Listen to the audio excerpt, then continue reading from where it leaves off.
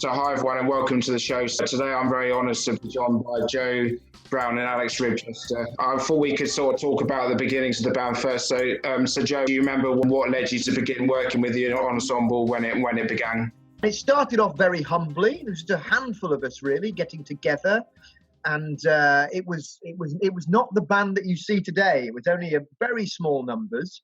I mean, some of the members who are still there now were there in the inception of the group, but very few of them really. But of course, as you know, it's grown and evolved so much since those kind of humble beginnings. Did you kind of have an initial vision of what the band might become from the outsets into making it the great band it is today, or do you think it's just kind of grown kind of organically, if that makes sense? I think it's more of a kind of, it's more grown kind of organically, really. I suppose if I'd kind of entertained my wildest dreams back in those days, I'd have imagined something like what it's become. But I kind of daren't really, because that seemed very ambitious, because it started so small. But I suppose, a large group of musicians coming together, creating their own music, composing their own music, performing their own arrangements, improvising, precisely what the band has become, I would say. And Alex, how did you get connected with the charity?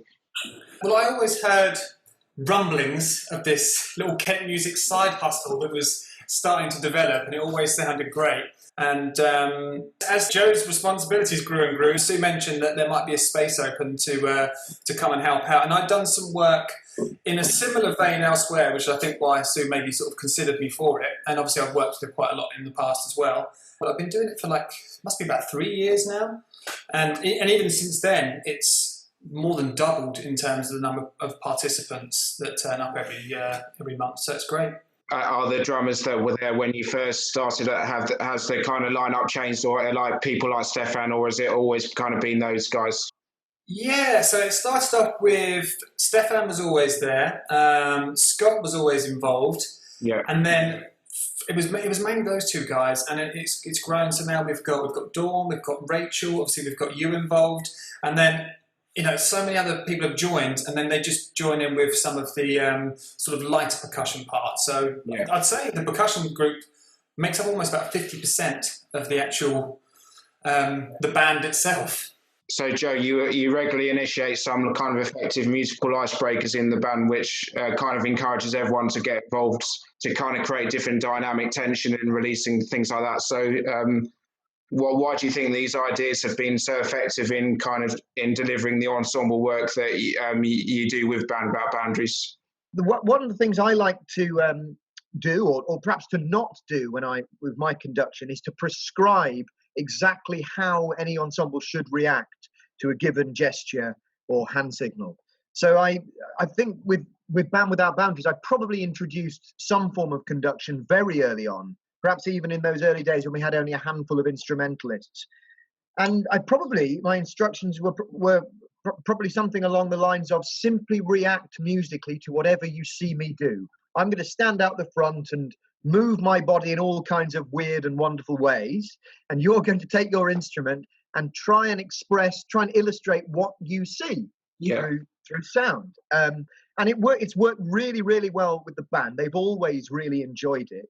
And you say it's kind of an icebreaker, and it is traditionally an icebreaker, but because the band performs so well in that context, it's become more of a performance piece. We quite often incorporate an element of that conduction into a concert.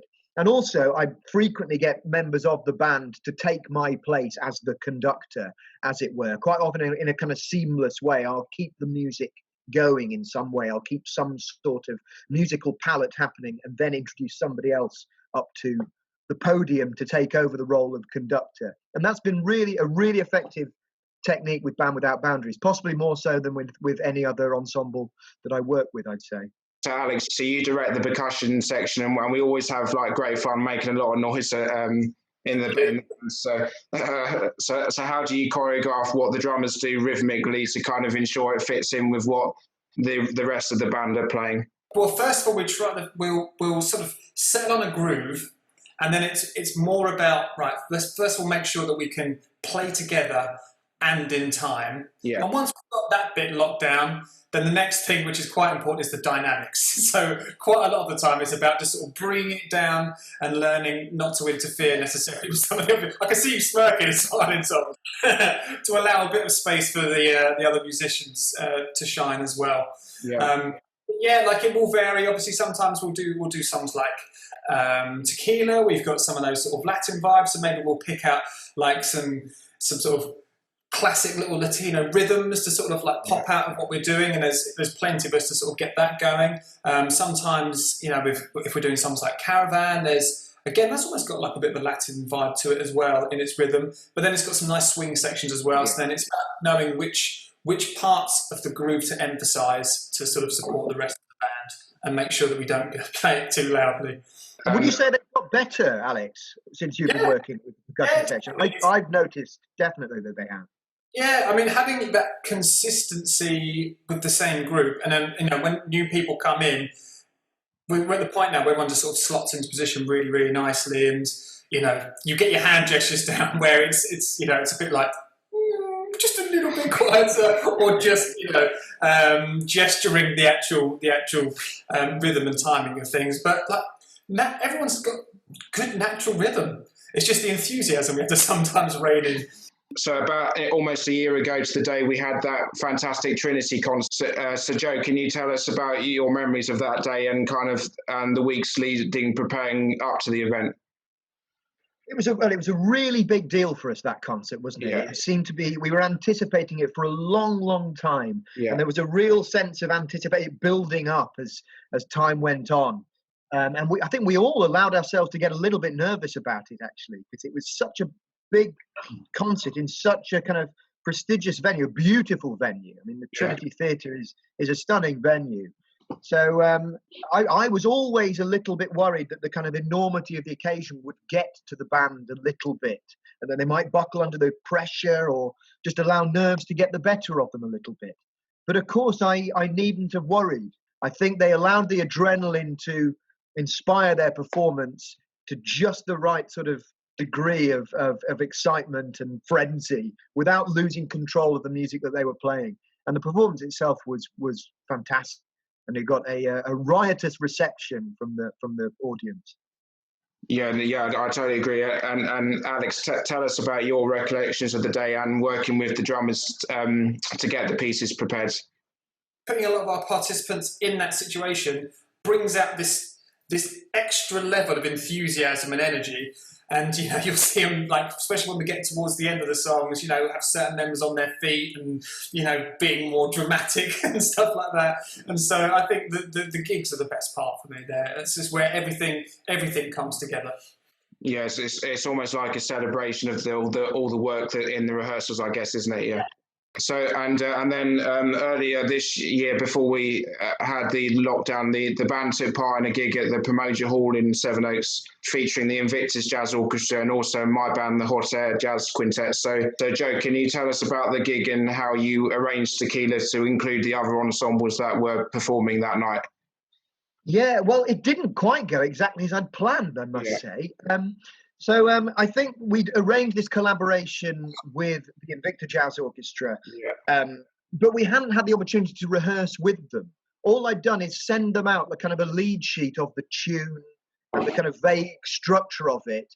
But of course, I had to explain to Scott, who's the director of that orchestra, that we don't necessarily operate like a traditional rehearsing jazz orchestra would. We have to keep a certain amount of flexibility. And quite a lot of what happens is kind of improvised or off the cuff. So I had to explain to him that although it's structured A section here, B section there, that isn't necessarily what will happen. And I strongly advise that the participants just watched me and tried to follow my kind of visual cues. Things like this, meaning head, the tune's going to come back in 4 bars. I mean, things that our band Without Boundaries, are very used to because they worked with me for a long time. But perhaps a band like that, who are used to pretty much playing what's on the page, could have been a little daunting to them. But of course, they were brilliant. What I didn't explain to Scott or your band, who were also fantastic on that evening, that was a real treat to have you guys play before we went on.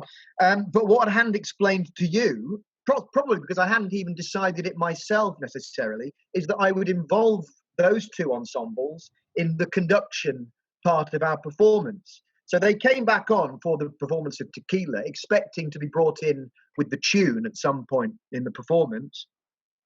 And they were confronted with me standing out the front doing all these strange hand signals and gestures. And of course, Band Without Boundaries reacted to those in the way that they've been doing for years with great aplomb.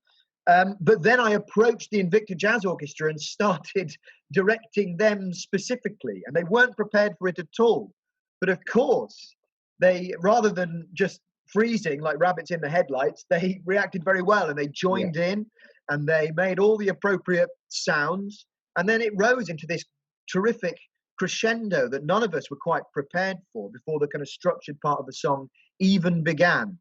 And then it was great because we performed it, and obviously members of our band had improvised solos, members of your band took improvised solos, and the Invicta Jazz Orchestra. So it really was a collaboration in a true sense and a thrilling sense. It went very well indeed for me, that gig. Since the lockdown, we've been doing some online work as a band. So earlier in the summer, the band released the piece "We Are Not Alone," which is now released online. So how was that, Alex, to have that hard task of editing it all? Because it must have been quite hard to put it all together in the fantastic way you did it in the end. So it was actually really fun. It started off with me sending a drum track to Joe. Joe very kindly then added like the odd bar here and there. So that taught me my first skill of how to sort of edit live video while still keeping it, to this particular tempo. But then it was because we were almost just trusting our participants to just maybe record one or two parts, not necessarily had any idea what the final piece was going to sound like. So for them, sometimes it was just like, I'm just going to hand over this video of me playing this one little rhythm on this, or whether it's a clapping section or you playing a particular line. They had to sort of put a lot of trust into the project, into what we were going to do.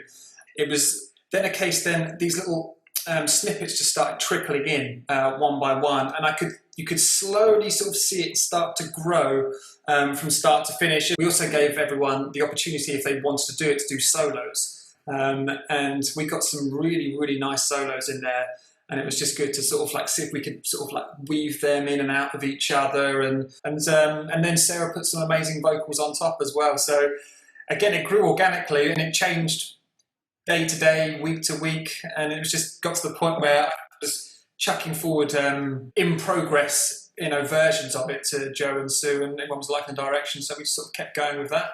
It was really fun, and it was a good learning experience.